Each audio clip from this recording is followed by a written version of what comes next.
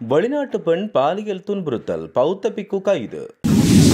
வவுனியா விமானப்படை தளத்தை உரிமை கோரும் புலம்பெயர் தமிழர். யாழில் மூளையில் இரத்த கசிவால் பலியான குடும்ப பெண். கரி ஆனந்த சங்கரியை இலக்கு வைத்து பெரும் சதி, கனடா பிரதமர் அதிரடி. இலங்கைக்கு அமெரிக்காவில் கிடைக்கும் அரிய சலுகை. பிரதமர் ஹரிணியின் புதிய கல்வி சீர்திருத்த முன்மொழிவு, கிளம்பியது எதிர்ப்பு. கோட்டா கோகமவில் அளிக்கப்பட்ட சொத்துக்கள், முன்னாள் எம்பிக்களுக்கு விடுக்கப்பட்டுள்ள அபாய எச்சரிக்கை. அத்துமீறி நுழைந்த இந்திய இழுவைமடி படகுகள், எடுக்கப்பட்டுள்ள நடவடிக்கை. தொடர்பென விரிவான செய்திகள். இலங்கைக்கு சுற்றுலாவுக்கு வந்த நியூசிலாந்து பெண்ணை பாலியல் ரீதியில் துன்புறுத்தியதாக தெரிவித்து சந்தேகத்தின் பேரில் உனவதுன பகுதியில் உள்ள விகாரையைச் சேர்ந்த பௌத்த துறவி நேற்று பிற்பகல் கைது செய்யப்பட்டதாக தெரிவிக்கப்பட்டுள்ளது. 50 வயதுடைய நியூசிலாந்து பெண் உனவதுன சுற்றுலா காவல் நிலையத்தில் அளித்த முறைப்பாட்டை தொடர்ந்து வெளிநாட்டு பெண்ணை பாலியல் ரீதியில் துன்புறுத்தியதாக கருதப்படும் துறவி உனவதுன சுற்றுலா காவல் நிலைய அதிகாரிகளால் கைது செய்யப்பட்டார். கைது செய்யப்பட்டுள்ள சந்தேக நபர் இன்று காலை நீதவான் நீதிமன்றத்தில் முற்படுத்தப்பட உள்ளார்.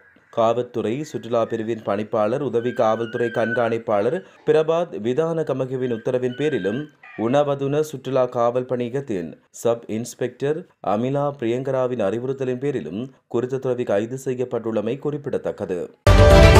வெளிநாடுகளில் உள்ள தமிழ் புலம்பெயர்ந்தோரின் வேண்டுகோளின் பேரில் வவுனியா விமானப்படை தளம் அகற்றப்பட உள்ளதாக புதிய மக்கள் முன்னணியின் தலைவர் சுகீஸ்வர பண்டார குற்றம் சுமத்தியுள்ளார். அந்த கட்சி நேற்று ஏற்பாடு செய்த ஊடக சந்திப்பில் இந்த விடயம் கூறப்பட்டுள்ளது.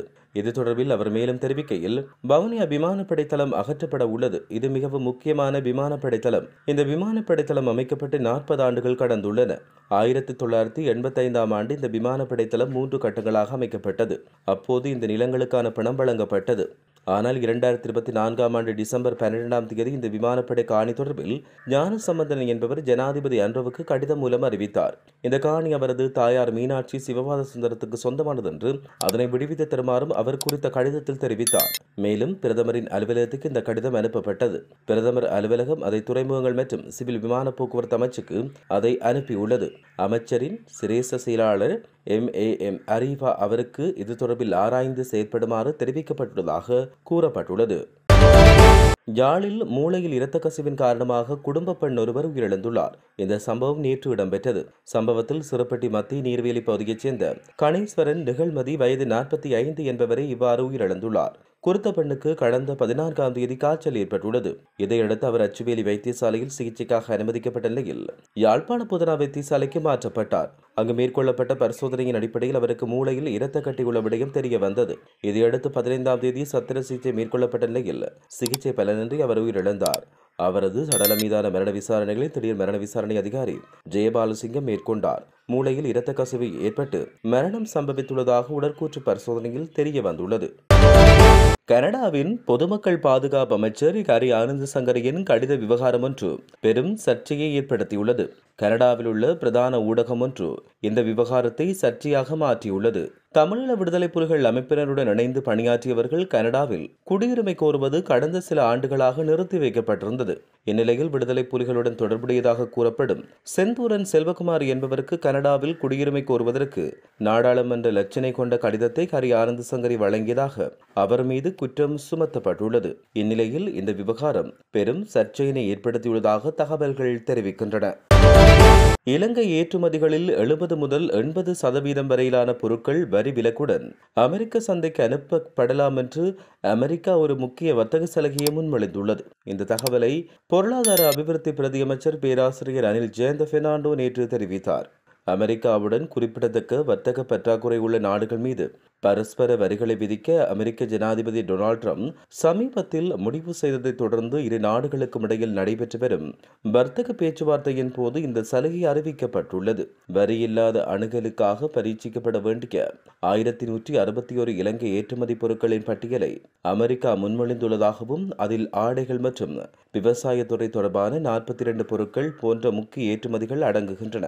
இருப்பினும் பேச்சுவார்த்தைகள் இன்னும் நடந்து கொண்டிருப்பதாலும் ராஜதந்திர நெறிமுறைகளால் நிர்வகிக்கப்படுவதாலும் இந்த கட்டத்தில் திட்டத்தின் மேலதிக தகவல்களை பகிரங்கமாக வெளியிட முடியாது என்றும் பிரதி அமைச்சர் பேராசிரியர் அனில் ஜெயந்த பெர்னாண்டோ குறிப்பிட்டுள்ளார். இலங்கையில் ஒரு கட்சி ஆட்சியில் இருக்கும் போது பயங்கரவாத தடைச்சட்டத்தை எதிர்ப்பதும் பிறகு அந்த கட்சி ஆட்சிக்கு வந்தவுடன் அதற்கு ஆதரிப்பதும் பிரயோகிப்பதும் அண்மைய காலத்தில் தொடர்கின்ற அரசியல் அவலமாக காணப்படுகிறது. மைத்திரிபால ஸ்ரீசேன ரணில் விக்ரமசிங்க வழியில் தற்போது அனுர அரசும் அதை தொடர்கிறது. 1979 ஆண்டு ஜூலை 17ஆம் தேதி ஸ்ரீலங்கா நாடாளுமன்றத்தில் பயங்கரவாத தடைச்சட்டம் நிறைவேற்றப்பட்டது. இந்த சட்டம் உருவாக்கப்பட்டு 46 ஆண்டுகள் கடந்துவிட்டது. இலங்கை அரசு உருவாக்கி வைத்திருக்கும் பயங்கரவாத தடைச்சட்டம் உலகின் கொடூரமான சட்டமாக கருதப்படுகின்றது. பொதுவாக சட்டங்கள் மக்களையும் ஜனநாயகத்தையும் பாதுகாக்கவே உருவாக்கப்படுகின்றன. ஆனால் இனம் ஒன்றை நசுக்குவதற்கு உருவாக்கப்பட்டது பயங்கரவாத தடைச்சட்டமாகும். 1979ஆம் ஆண்டு ஜூலை 17ஆம் தேதி ஸ்ரீலங்கா நாடாளுமன்றத்தில் 48ஆம் இலக்க பயங்கரவாத தடைச்சட்டம் ஒரு தற்காலிக ஏற்பாடாக நிறைவேற்றப்பட்டது. பயங்கரவாத தடைச்சட்டம் பல்வேறுபட்ட நபர்களை கைது செய்வதற்கு தற்போது பயன்படுத்தப்பட்டு வருவதாக விமர்சனங்கள் முன்வைக்கப்பட்டு வருகின்றன.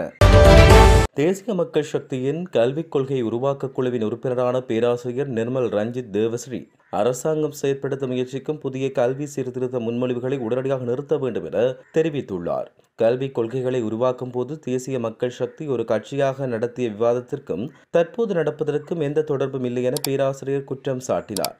கல்வி அமைச்சராக பிரதமர் கலாநிதி கரணி அமரசூரிய கல்விக்கு அளித்த முன்னுரிமையில் தான் மிக ஏமாற்றமடைந்துள்ளதாக அவர் கூறினார். அரசாங்கம் செயற்படுத்த தயாராகும் புதிய கல்வி சீர்திருத்த தொகுப்பு முந்தைய அரசாங்கத்தின் கீழ் தயாரிக்கப்பட்டது என்றும் அது தேசிய மக்கள் சக்தியின் கொள்கைகளை பிரதிநிதித்துவப்படுத்தவில்லை என்றும் அவர் history with Nirmal YouTube channel மூலம் வலியுறுத்தினார்.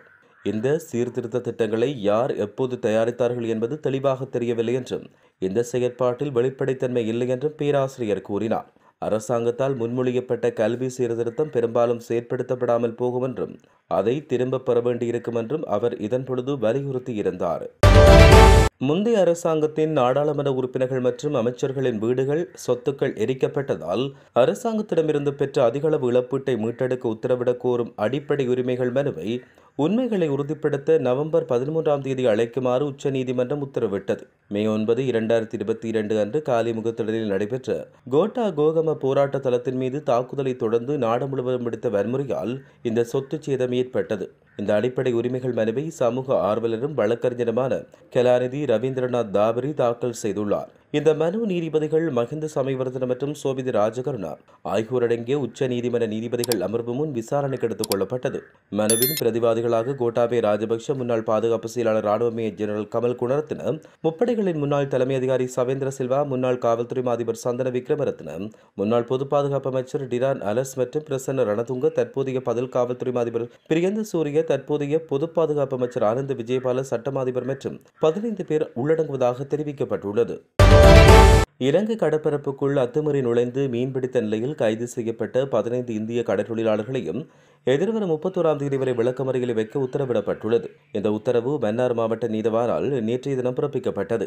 கடந்த ஞாயிற்றுக்கிழமை இம்மாதம் 1ஆம் தேதி அதிகாலை இலங்கை கடற்பரப்பில் அத்துமீறி நுழைந்து மீன்பிடித்துக் கொண்டிருந்த போது கடல் ரோந்தில் ஈடுபட்ட கடற்படையினர் 2 இந்திய இழுவைப்படகுகளையும் அதிலிருந்து 15 இந்திய கடற்றொழிலாளர்களையும் கைது செய்தனர். பின்னர் குறித்த கடற்றொழிலாளர்களையும் இழுவைப்படகுகளையும் கடற்படை தலைமன்னார் கடற்படையிடம் ஒப்படைத்தது. தலைமன்னார் கடற்படையினர் விசாரணையின் பின்னர் மன்னார் கடற்றொழில் திணைக்கள அதிகாரியிடம் நீதிமன்றத்தில் முன்னிலைப்படுத்திய நிலையில் குறித்த கடற்றொழிலாளர்களை விளக்கமறியல் வைக்குமாறு நீதவான் உத்தரவு பிறப்பித்துள்ளார்.